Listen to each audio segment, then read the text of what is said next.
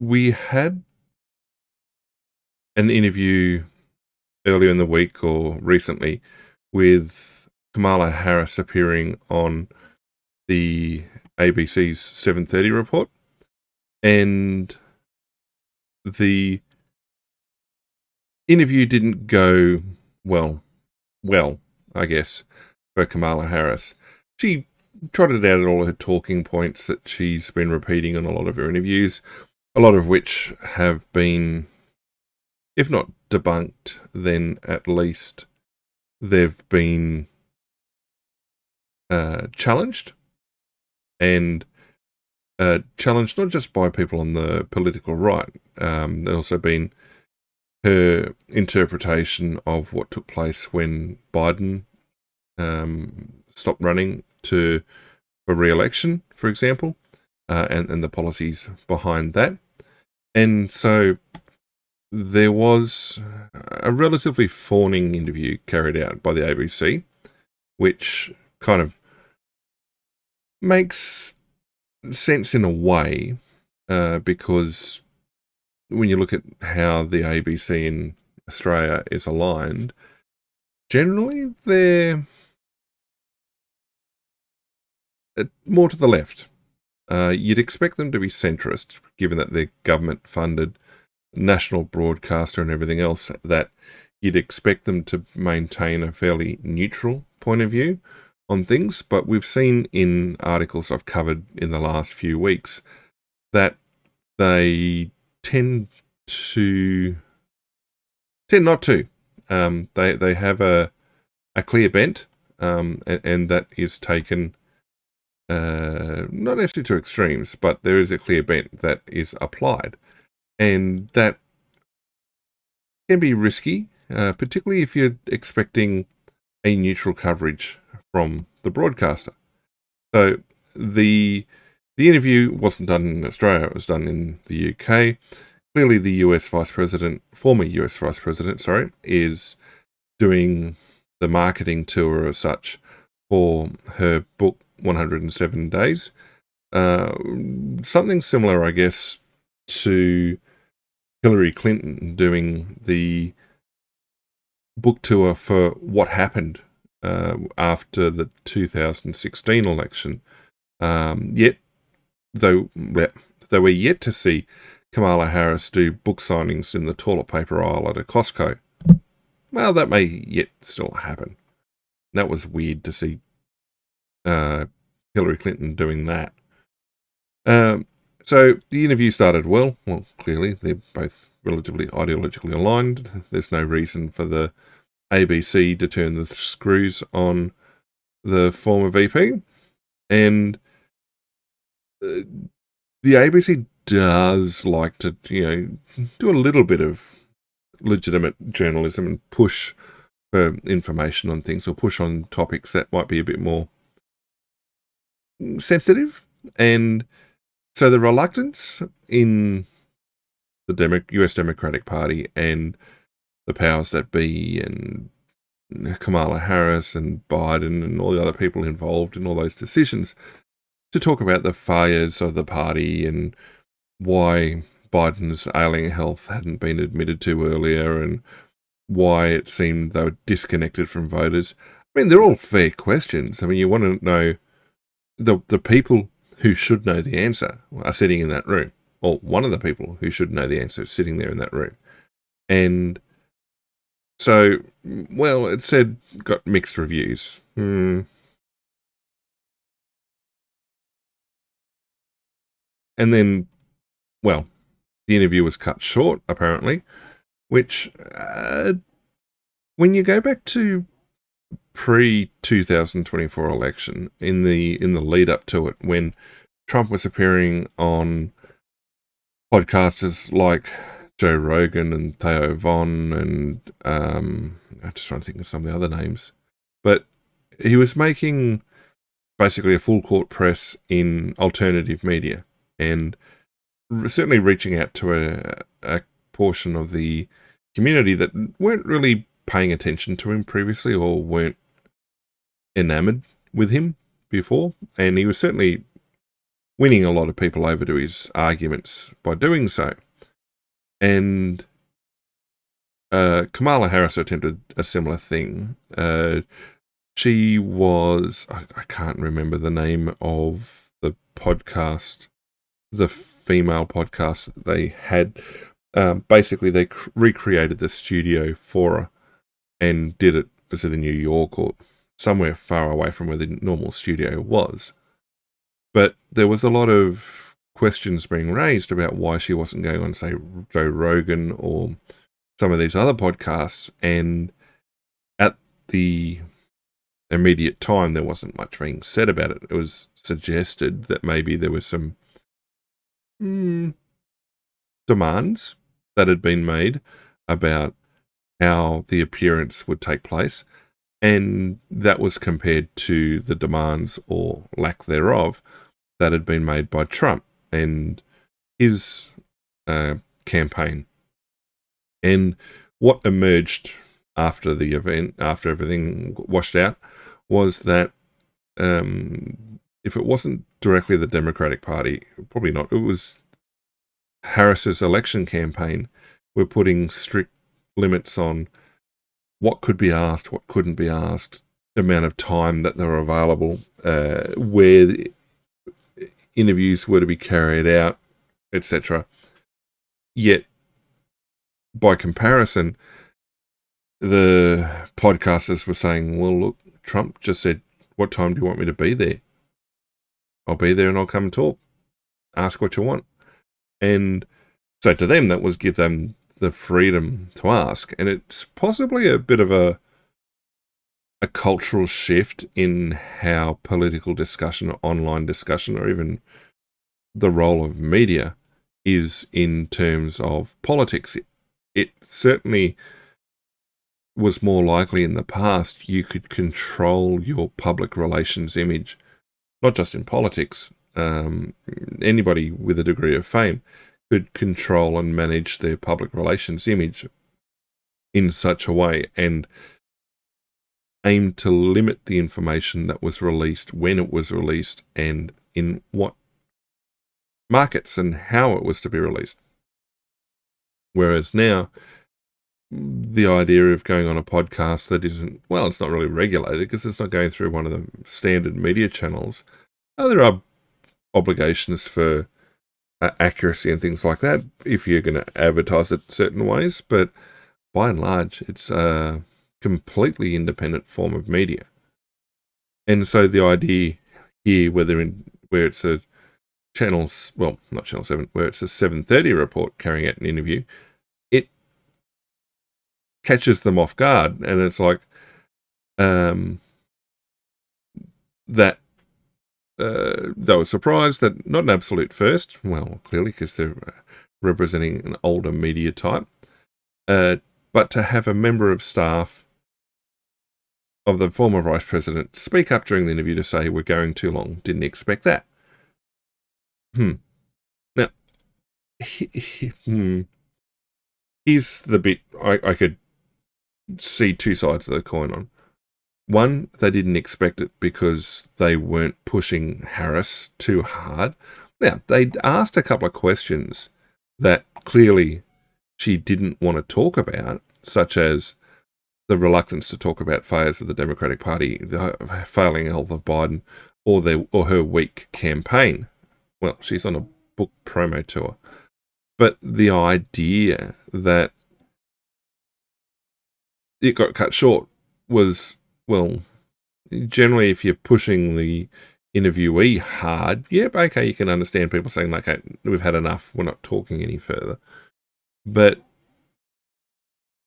it is also not necessarily combative because, again, they're relatively ideologically aligned. So, yeah, they were surprised that this had happened. Now, is this the ABC being out of touch? Well, a little. Is it Harris being out of touch? Yeah, probably a lot. Failing to recognise how, I guess, media and public relations have changed. And you can't necessarily, well, okay, you can do this. you can say we're finished in interviews and stuff like this, but the blowback is going to be immense. It's no longer seen as, oh yeah, it's always done. Someone's going to turn around and go, look, no, didn't like that. And it just feeds into, I guess, public opinion, the court of public opinion. And, well, yep, okay, so the comment from the ABC host was that she perceived that there was a reluctance of Harris to spell out and talk about the issues of Biden as president. Well, yeah, she's been doing that.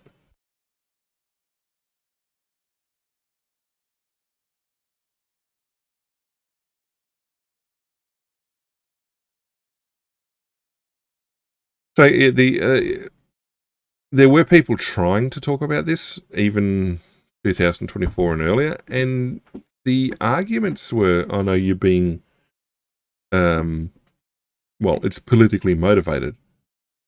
Well, it's a bit hard not to be politically motivated when you're asking about the health or well-being of the US president, one of the nominally most powerful people in the world, and therefore questions about capability, competency, all those sort of things that come with it.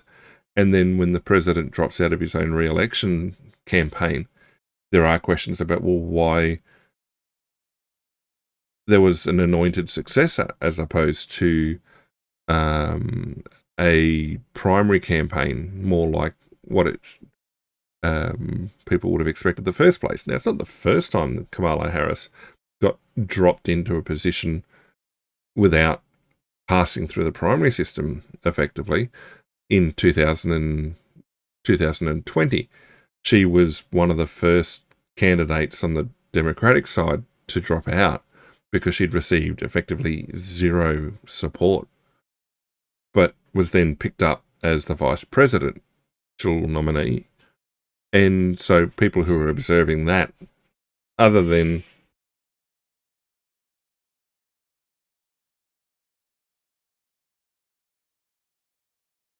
people who will like vote blue no matter who, people questioning, well, how do you take somebody who was so unpopular with the voters and turn around and tell them this is going to be the person who's one heartbeat away from becoming your president, and support them? And the fact that then everyone fell in line hides the fact how unpopular she'd been up to that point. And it almost seems like people then believed the myth that, or believed this whole will fall in line. And then when she was forced to stand on her own 2 feet as the candidate, her unpopularity came back to the surface or was bubbling up again. And people were like, oh, but she was popular.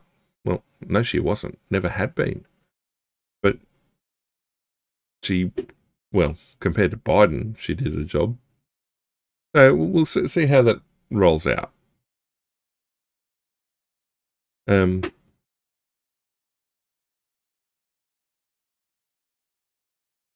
So yeah, what was it a question? Was it a question of Biden failing to recognise his own frailties? I don't know. There's a lot of speculation, and it's certainly interesting to hear the speculation about whether or not the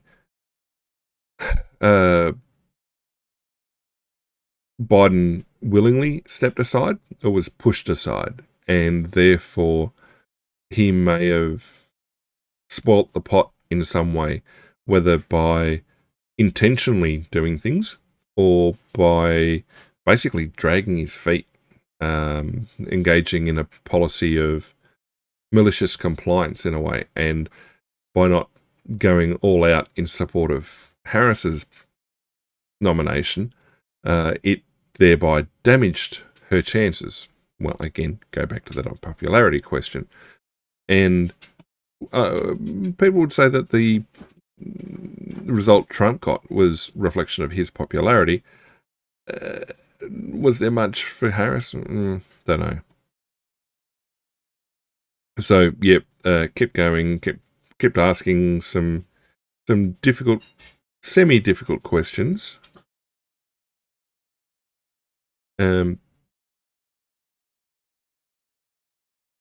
right. So, yeah, the failure of the debate when Biden basically was benched immediately thereafter. And so, yeah, it's like finally the media woke up to what everyone had been saying up that point, that Biden was not functioning consistently and that there was concern about his health. But to suggest that or even talk about that previously will get you slammed as some sort of bigot that was some sort of right-wing idiot. And it's like, well, no, hang on. It's a fair question to have about a concern about the health of the president at the time. It's like, well, if his health was such that he couldn't seek re-election, was it bad enough to warrant maybe him standing down? And there was a concern that in some time in that last 100 days, he may have done that and therefore allowed Harris to take the nominal title as the first female US president, provided, well, and therefore run re-election as an incumbent as opposed to basically running for it as the vice president. Again, there's speculation that the way Biden was pushed aside led to him refusing to do that sort of thing, having a degree of spite.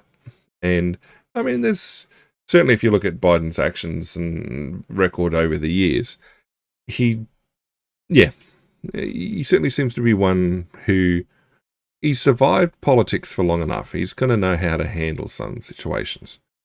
And especially if it means it's his last set of political actions, he's not going to want to be shuffled out of the way.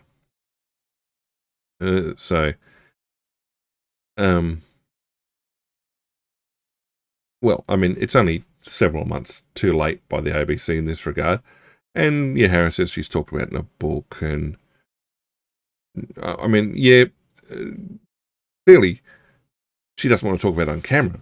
Go and read your book. Go and read the book. Buy the book. Read the book. But yeah, there is definitely a reluctance. Still is a reluctance. And the idea that it was pushed, but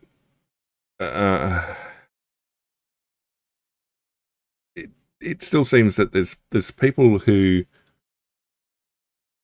refuse to accept any form of criticism to be levied. Now, criticism doesn't mean, hey, you've done a bad job. Okay, any form of critical assessment then, if people think criticism implies negativity, any form of critical review, performance assessment. I mean, take one of those viewpoints. And, well, in some regards, it's the job of the journalist to ask these sort of questions because, well, they're the ones that need answering. And it's baiting and bullying. Well, social media users, we don't trust social media to begin with. As he says it on YouTube and streaming services. I don't know that that's necessarily an accurate point of view. I don't know how long she'd been a friend of Biden's. She was obviously active in Californian Democratic Party politics for a while. But the question is, how active was she on the national level? I don't know.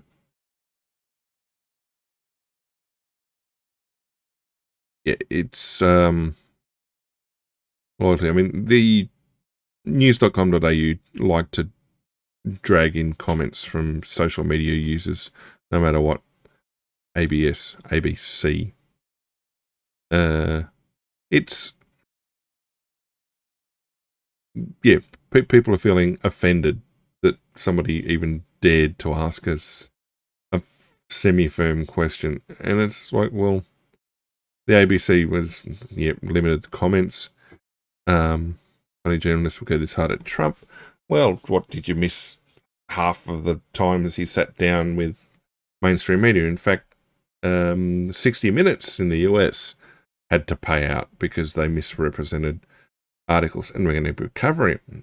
We're going to cover the approach and handling of Trump in the media, which is something which has just come out, and it's going to be kind of interesting, I think. Yeah. So yeah, pivoting from questions. So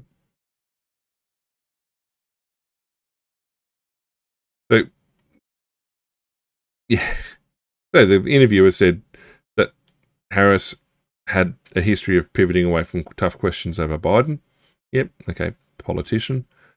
Did it again, pointing to Trump's misrepresentation of intentions. It's like, yep, great, but that's not what I asked. And it's just like, And see, this is the thing that people were saying, is that, and this goes back to Harris's approach to going on podcasts and things like this. The idea that she was going to be found in a environment where there weren't curated answers to every question, or there weren't curated questions and associated answers that were going to be presented as natural dialogue. Yeah, it seemed like she was being protected from being put into this off-the-cuff type, naturally flowing conversation. Something that Trump really excels at is talking off the cuff, because a lot of what he says seems to come off the cuff. But here, again, is an example where once there's a deviation from basically what's been approved, pre-approved, pre-written, pre-considered, it goes to pieces. And yeah, there were people saying, well, how are you going to succeed, or how are you going to survive as the president if you can't manage that?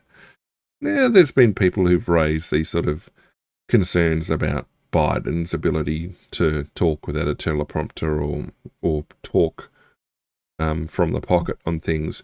And even going back to Obama, there were concerns about what happens when Obama's stuck without a teleprompter.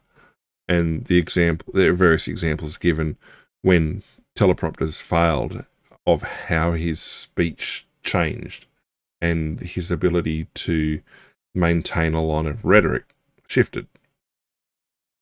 Well,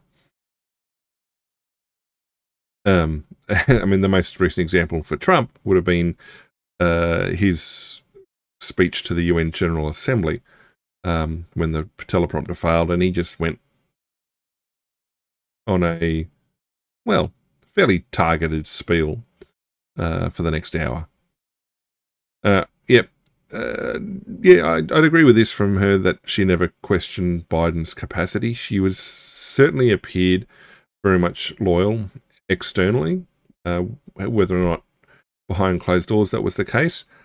Yeah, she never voiced doubts about it. And this is also that thing of, well, you've got this stone wall, or this unified front being presented that doesn't match up with what the rest of the world can see. And it's like someone's in denial, or they're being dishonest about the true reality of the situation. And people are like, look, just come forward and tell the truth. Be more honest about what's going on. So, yeah. Proceeding.